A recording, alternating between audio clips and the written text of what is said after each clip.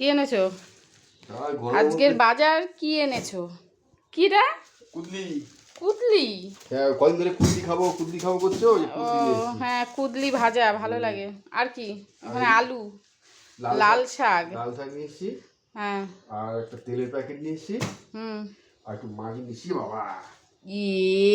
মা, মাছের রক্তে কি করলো আমার ঘর? আরে মুছে দেবো তো, আবার কি অত ভগবান! আরে বাটি দাও। তুমি কাজ বাড়িয়ে দিলে?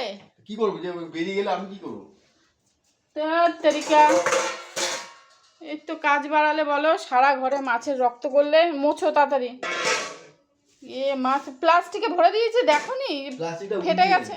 ফাটিনি। কি মাছ দেখাও তাড়াতাড়ি। আরে একটু মাছ নিয়েছি, এটা তেলাপিয়া মাছ নিয়েছি। মা, আবার তেলাপিয়া! ভগবান!